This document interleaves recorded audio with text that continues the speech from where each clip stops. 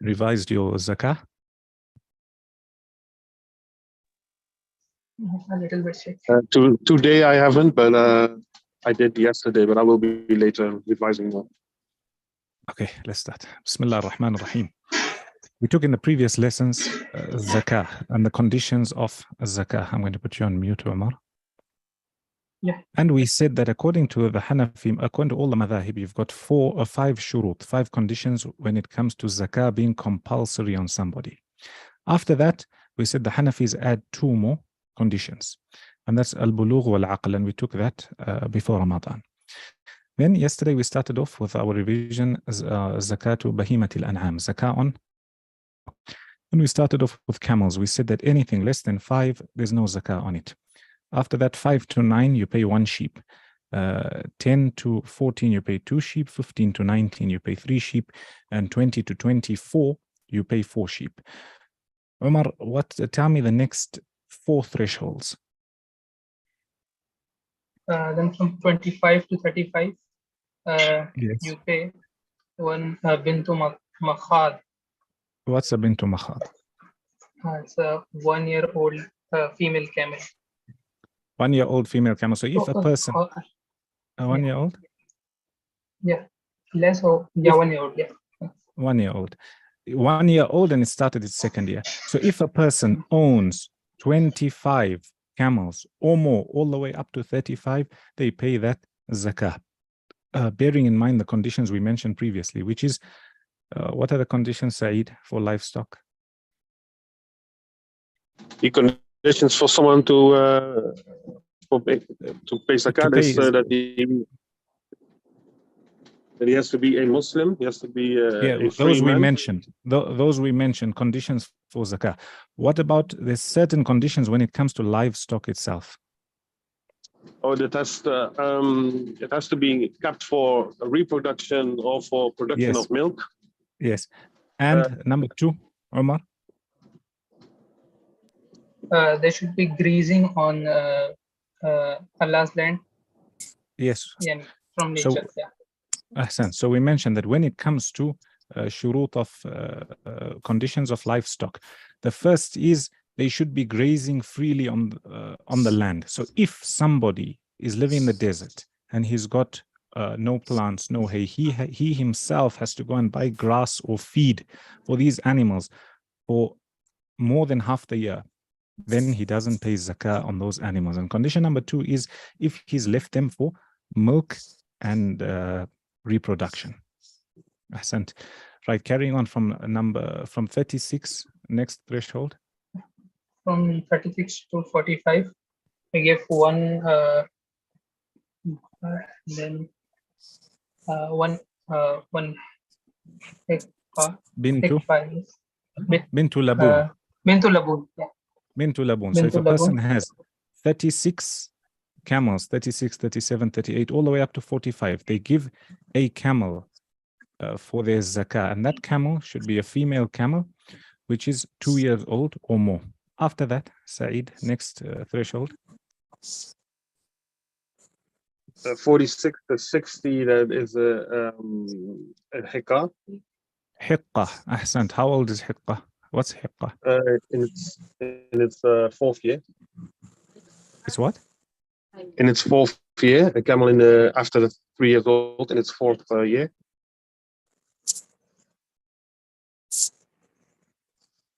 Okay, and the last threshold for today is your revision from 61. That is to 75, and that will be 1 jada'a. Jada'a, ahsan, jada'a, because the camel's teeth start falling out. Ahsan. So that's your revision so far we took before Ramadan. For the new students who are joining right now, we've already taken all this when it comes to zakah. Right now we're on zakatu dhahabi wal fiddah, paying zakah on gold and silver, and that would entail paper money. So I'll recap what we've taken so far. Whatever you don't understand, feel free to ask after we've explained. Omar, we started zakatu dhahabi wal fiddah. Tell us some of the masail we took. First we took the masail that except dhahab. What's a dhahab? Dhahab is what? Dhahab is gold and fiddah is silver. أحسنت. And what goes hand in hand with compulsory charity on ذهب and فضة? It should be the purity of the Zahab and Fidda. No, as a whole, we said this chapter or this sub-chapter in the book of compulsory charity is speaking about gold, silver, and inventory. Paper money. So, أحسنت. عروض التجارة.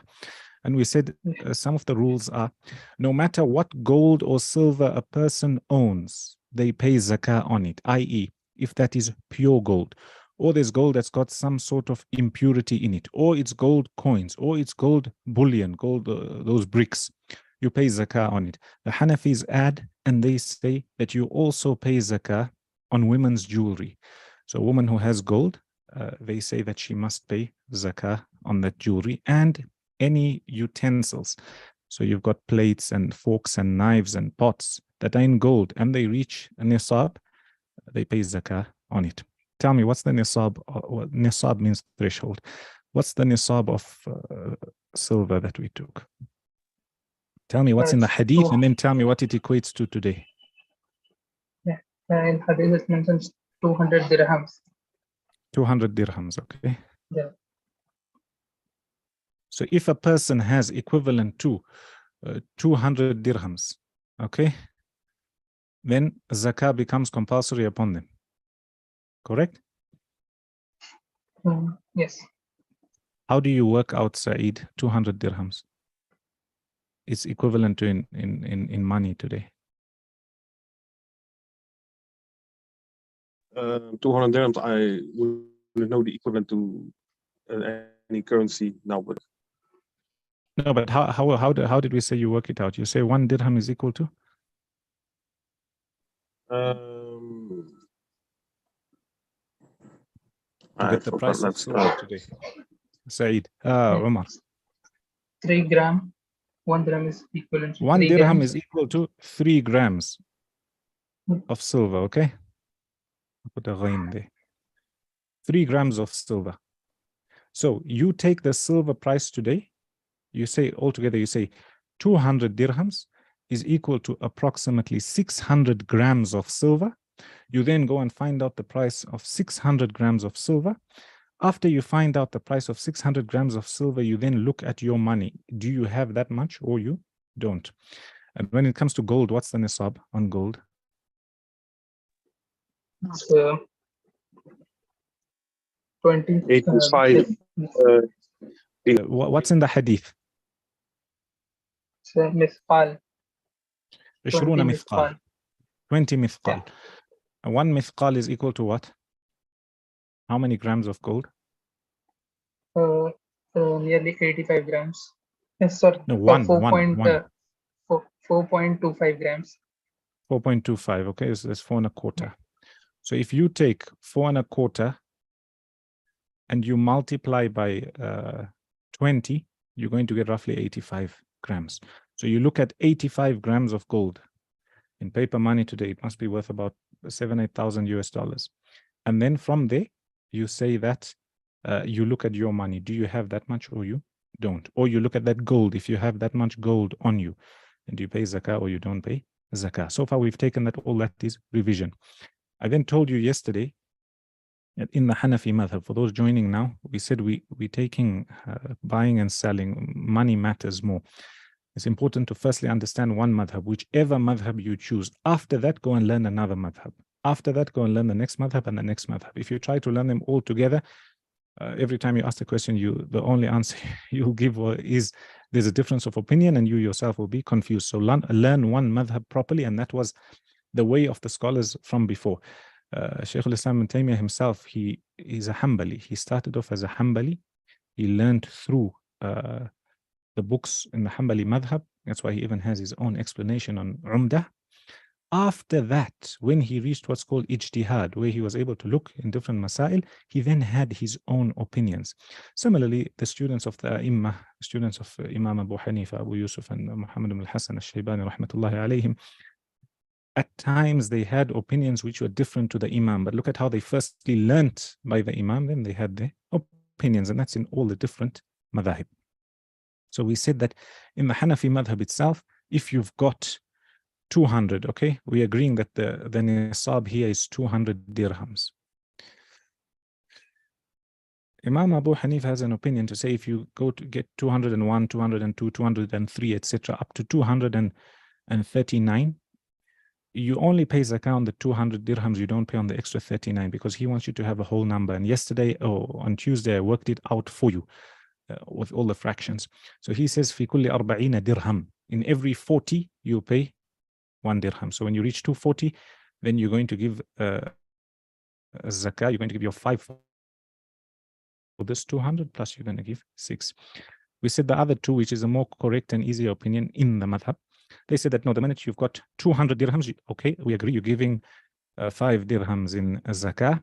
The minute you've got 201, work out your 2.5% of 201. So you'll be giving 5, comma, and a little bit, okay? Same when it comes to gold. You have the same opinions. So Imam Abu Hanifa says no. Let's take this opinion because it's easier. The two students say anything above 20 mithqal or 20 dinar, even if it's a little bit, you will pay zakah on it. Imam Abu Hanifa has an opinion. He says on every 4 mithqals, you will pay 2 qirats. On every 4 mithqal, you will pay 2 qirat. Now I'll explain to you how he got that. All this qirat and mithqal and all these things here, you slowly understand them. Why does everything change? Why did everything change? Because every time a new government comes or the rulership changes, generally the money changes. And especially in those times where there were no computers, no technology, people have made their own dirhams and dinars.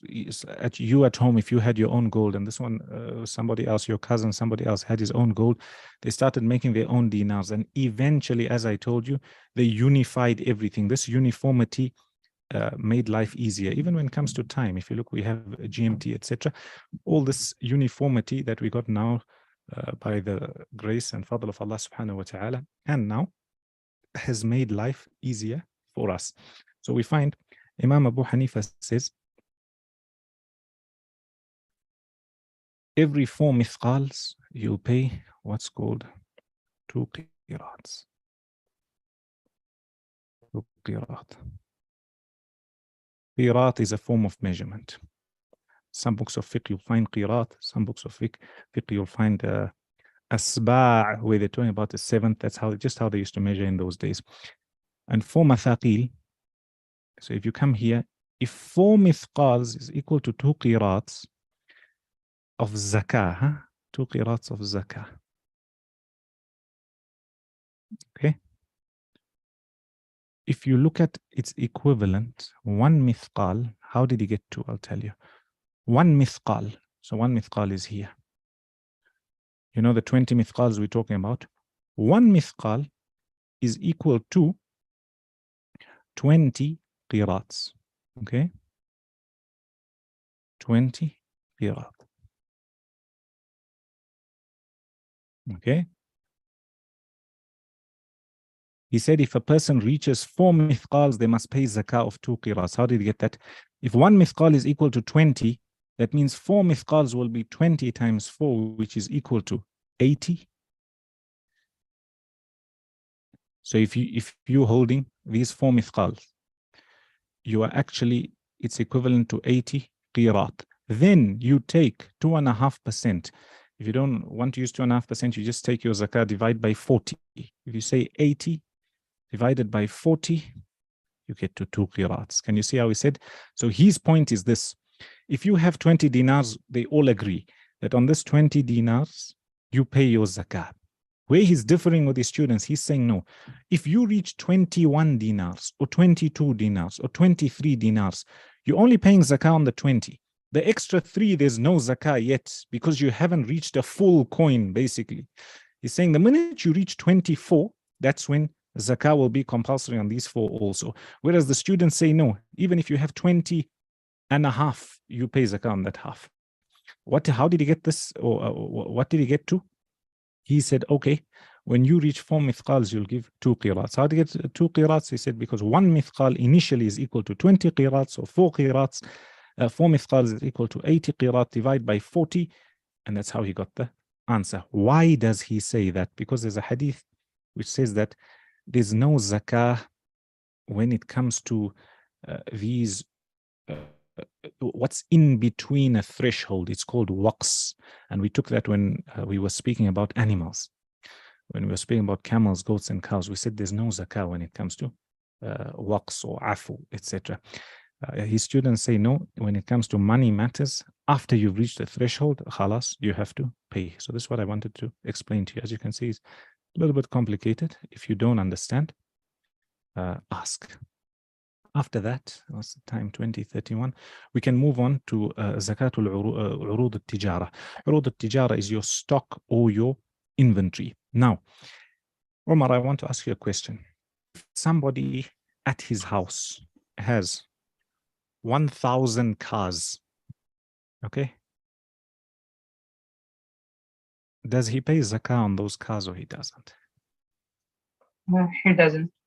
He pays zakat on whatever the cars are earning, but not on the cars. No, he has 1,000 cars. Somebody comes to you and says, Sheikh Umar, I've got 1,000 cars parked in my warehouse. Do I pay zakah on them or not? Definitely no, because that's the asbab of his business. So you don't pay Saeed, zakah you on have the a different asbab. answer. Saeed. Saeed, is at work? It would depend on what he uses the cars for, I think. Ahsant, well done. It depends what those cars are there for. So you ask him a question. You tell him, what are those cars for? If he says, no, I just keep cars. Yeah, it's my passion to hold cars. He doesn't pay zakah on those cars. The minute he tells you, no, I buy and sell cars, hence I got 1,000 cars.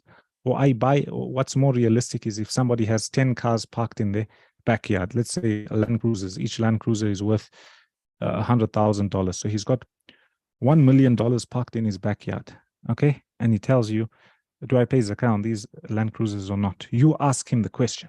You tell him that, why do you have 10 Land Cruisers? He says, no, I keep them. I've got 5 children. We each use one. Then we've got one or two where we go on safaris and we go to the bush.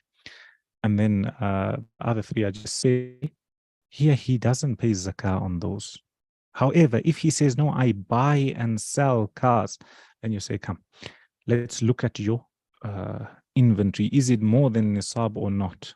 And you work it out and then you pay. What I'm trying to get at is when you're speaking about gold and silver, we don't look at the intention. Okay, gold and silver, we don't say, if a person has 10 tons of gold and says, no, I don't intend on business, I don't have a gold business, you tell him you still pay zakah, because the minute you own gold, no matter what you have it for, it's a saving, you pay zakah on it. But when it comes to stock and inventory, if he has whatever he has, all these assets, the minute he says I'm buying and selling, we say, right, you have to pay zakah on this inventory.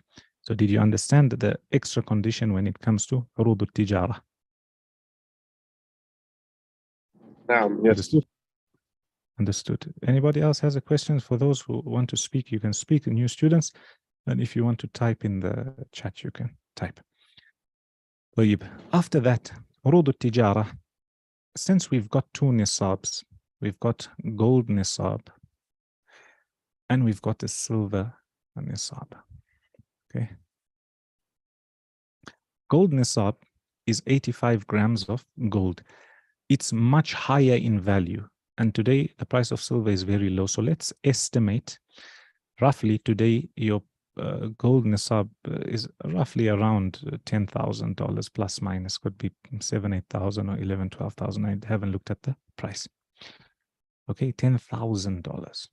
And a nisab of silver is very low because silver is very cheap at the moment. Generally, before it used to be 1 to 10. Hence, if a person has 1 dinar, it was equivalent to 10 dirhams. Hence, 20 dinars was equivalent to 200 dirhams. Before it was like 1 to 10.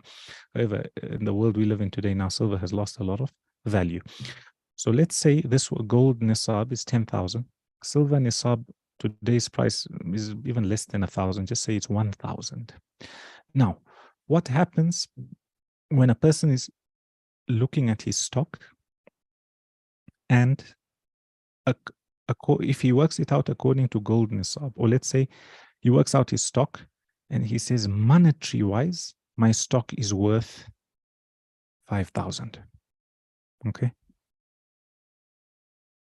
Does he pay zakah or not? If you're looking at his zakah through gold, he hasn't reached the nisab. If you're looking his zakah through silver, he's reached the nisab.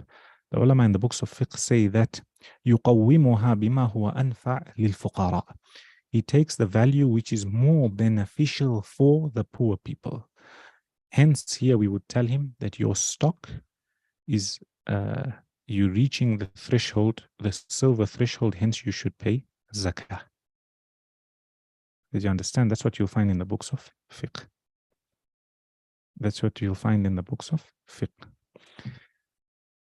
We could debate where some people say that if you look in history, after World War II, there was Bretton Woods. Bretton Woods was where all of the countries came together, and those who were victors in the World War, they were able to write out the new rules. Hence, America became the superpower, and the US dollar was then the main currency of the world. And they had gold. So they said, we'll keep the US dollars backed with gold. And a lot of other countries were backed with gold. Now there's no backing, there's only fresh air in the banks. Al-Muhim. So some scholars argue to say that if you look at today's paper currency, you must go with gold because that is what they were initially backed with.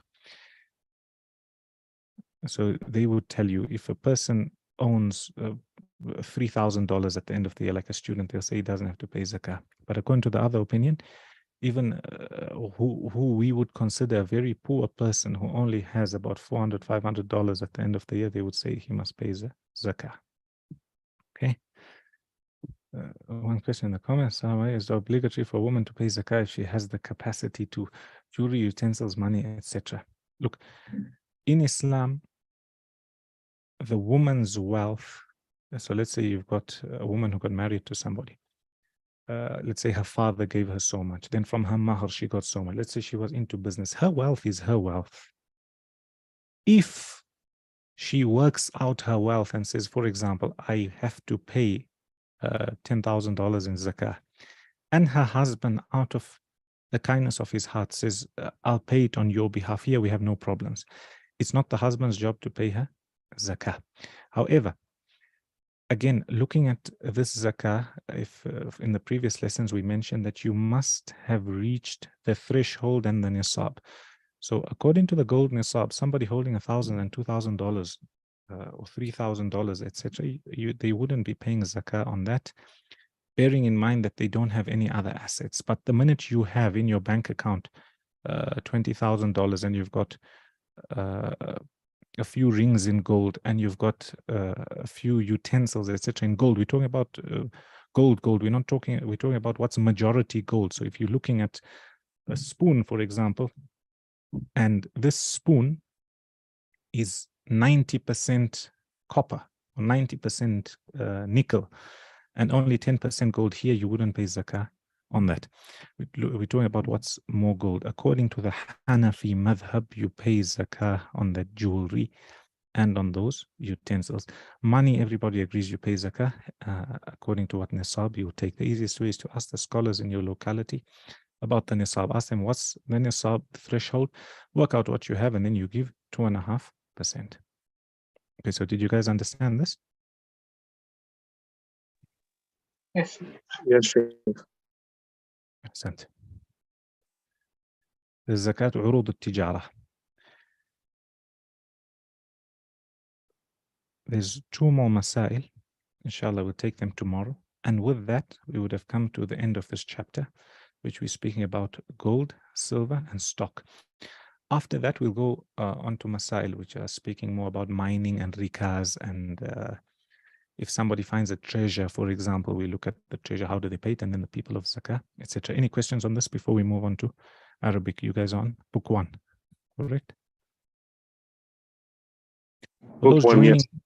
yeah, for those joining new, if you don't understand, it's okay. Stick with the lesson. You'll understand. Ask questions, and hopefully, if you get more students and they need to start from the beginning, we'll start from the beginning, inshallah.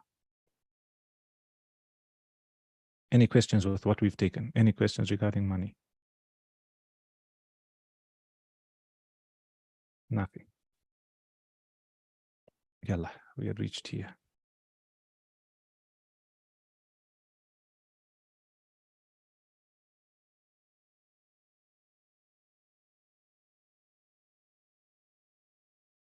Bismillah ar-Rahman ar-Rahim.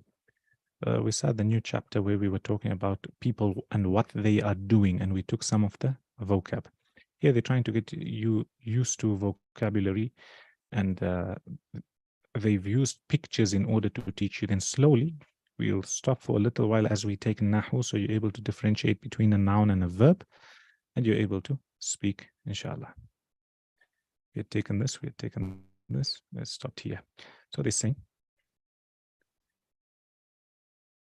استمع ثم ضع علامة صح في المربع المناسب. استمع is an order to listen. So it's saying listen. So this book has tapes to it. You don't have the tapes. It's okay. We speak. They say then put ثم ضع علامة صح في المربع المناسب. Put a tick in the correct box. So they've got an exercise that's where somebody is speaking, and you have to hear who is this. So number one, they ask, they'll say, for example, and then you tick here. Because we don't have the tapes, Omar, you can read number 1, 2, and 3. Tell us who both these people are in Arabic, and Saeed, you can read 4, 5, and 6. The first one is Walid, which is father.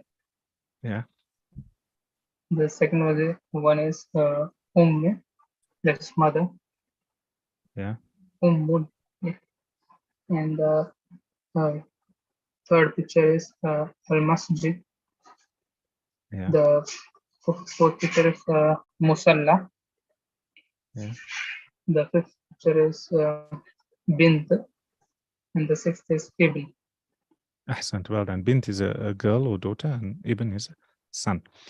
Saeed, next, number 4, 5, and 6. That would be the jacket, right? The fourth. Yes.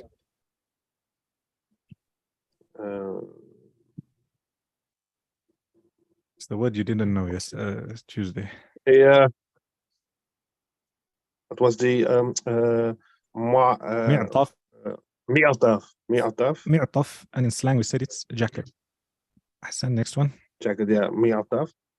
And the glasses, Navara.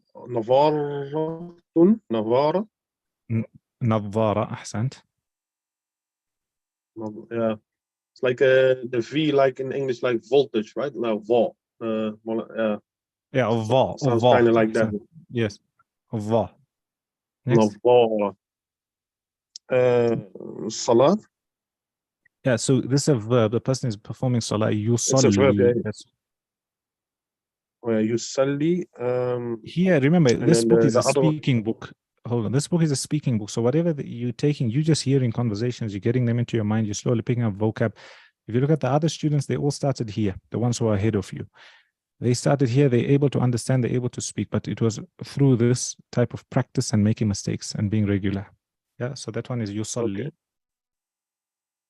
Yusalli, and then the one doing wudu was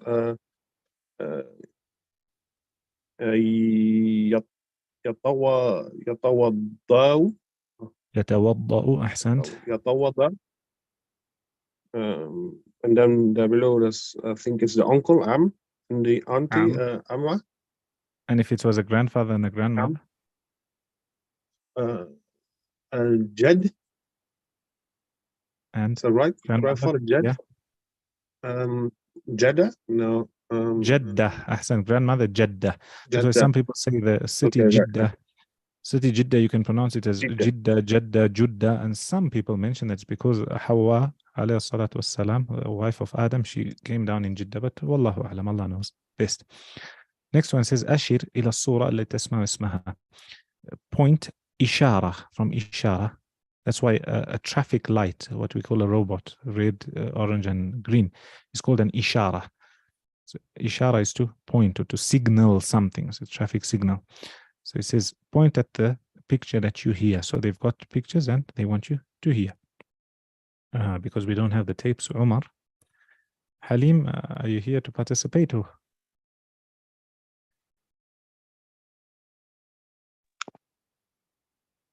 Assalamu alaikum, Sheikh. Just observing this evening. Yalla, okay. Who else is here? Amira, not here. And Nuzha is new. If you know and you want to participate, no problem. Yalla, Omar, اقرأ. Read first one.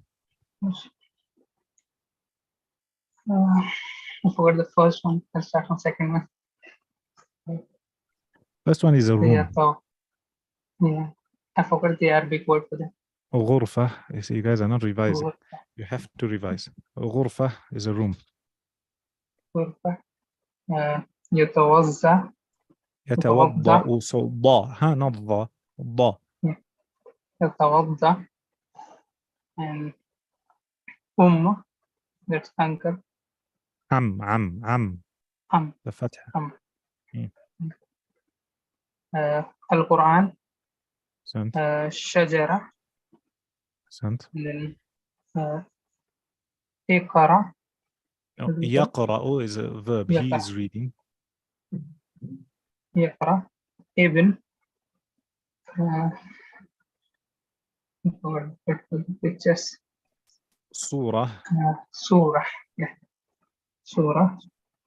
And I guess this one. This is a plural. Okay. Children. Yeah. Ibna was. أولاد or أطفال, huh? Oh, yeah. Next one. Musalla. مصلى سعيد. Next.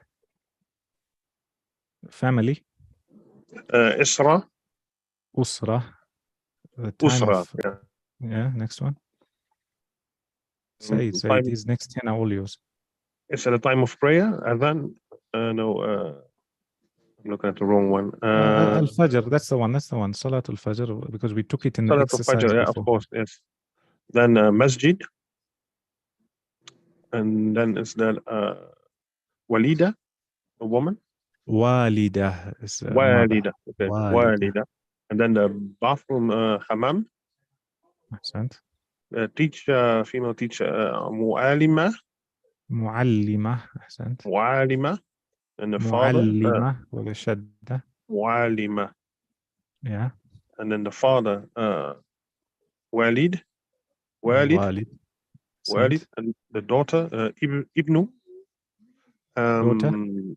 Daughter is what? Ibnu. Not Ibnu. Ibn is a son. Ibna. Ibna. Sorry, yeah. Excuse me, Carry Ibna. on. And then is that, I don't see it well, is that a teacher, a female teacher, or No, that's could be an aunt. there's a Amma, Grandmother. Amma. and then prayer, Salat. A verb. But what was the verb one? That was the, excuse me, I forgot my one. Yeah, we just had it, we just covered it, but it slipped my mind. Yusalli. Yusalli, yeah, that's right. Yeah, sorry. Ahsant, you guys have to revise. Right here, what's your time? Is it 20 minutes? Okay, still got time. Here they're teaching you numbers. In the first, before Ramadan, you took 1, 2, 3, 4, 5. What's 1, 2, 3, 4, 5? Halim, if you know. واحد اثنين ثلاثة خمسة. No. No. ثلاثة. No. واحد اثنين ثلاثة أربعة خمسة. Ahsan, stop. Right, here you've got 6 pens. ستة. Notice that shadda there. You've got 7. سبعة. ثمانية. 8. 9. 9. Here they've written 10. Something like 10. 10. Okay. Umar, read them. Yes. Read them again. ستة. سبعة. ثمانية. 9. Ashra. Right, to make sure you memorize properly. What's this one? 9. They tell you there's 9 books here. No, sorry, they're still بين العدد والصورة المناسبة. They're saying join between this number and the correct picture. So what I want you to do is I want you to say how many are here. Okay, Saeed, here you've got 1, 2, 3, 4, 5, 6, 7. What's that? 7.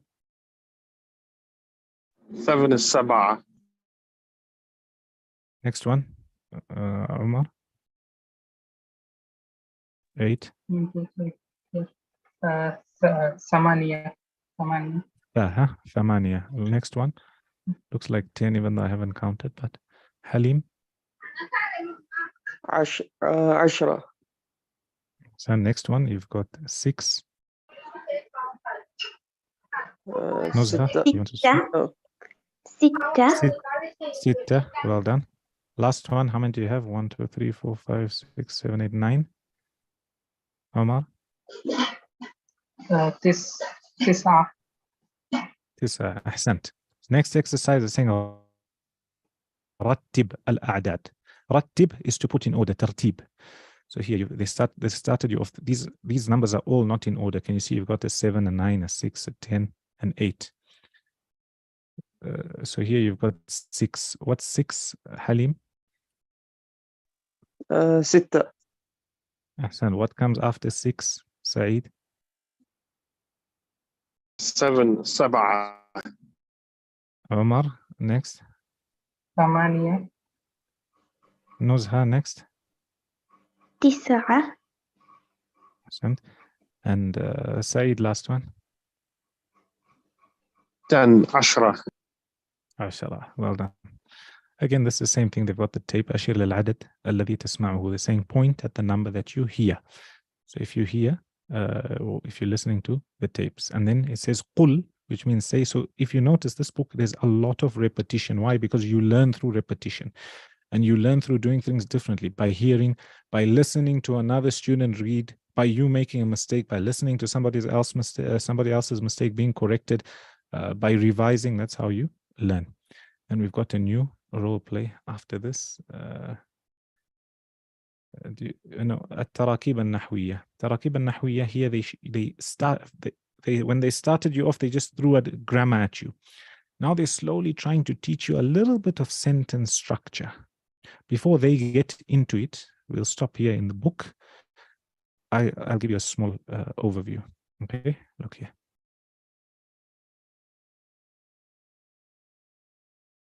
Look here.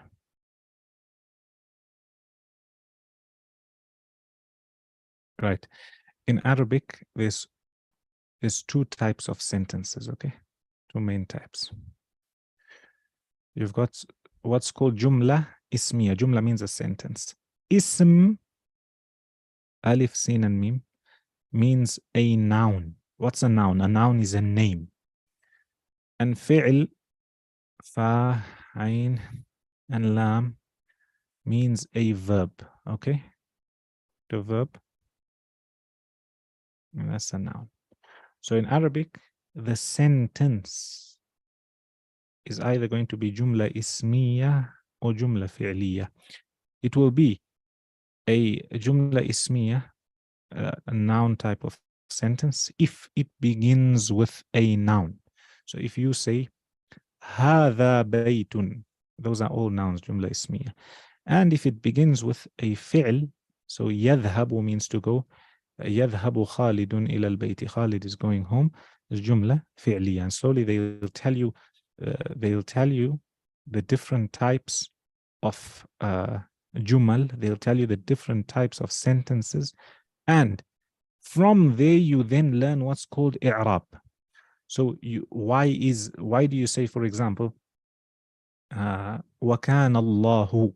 Why does لفظ الجلالة Allah have a dhamma? And why sometimes do you have inna Allah? Why does lafz al-jalala have a fatha there? That all comes under nahu and grammar, which is i'rab.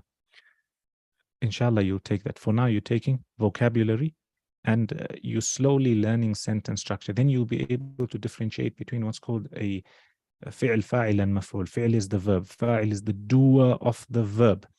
مفعول به is the one whom that verb was done on. So you're still getting there, and inshallah, we will go further. Any questions with what we've taken?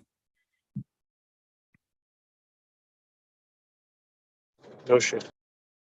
Any questions? No questions. Make sure you revise. Make sure you revise the lessons you took before Ramadan. Make sure you revise your fiqh. Tomorrow is Friday. Inshallah, we'll also have a lesson, same time, 8 o'clock.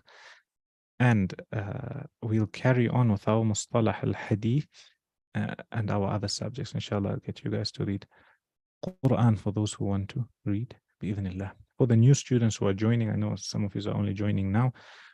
These lessons we started sometime. In fact, we started when I was still in Medina. And that's when we had taken Al-Qaida Al-Madaniya, which is your Arabic alphabet, learning how to read and write. After that, we went to Arabic, spoken Arabic, as well as fiqh, and we started a few more subjects. So our lessons have been going on for a while. If you go to the recordings, you'll be able to catch up with the recordings. And if there's a large group of you who need to start from the beginning, inshallah, we'll start the third class for you guys. Any questions you have, ask, and feel free to ask questions in the group. Ask question, which surah should we revise for Quran classes? Currently, we don't have any Quran classes at the moment, but maybe inshallah in future, sometime next week, the guys who want to read, or whichever student wants to read, inshallah we'll look at the surah. Obviously, people are on different levels. There's those who are memorizing, there's those who can barely read, there's those who are good at reading, and inshallah we'll take it from there. Any other questions with regards to the lesson, what we took?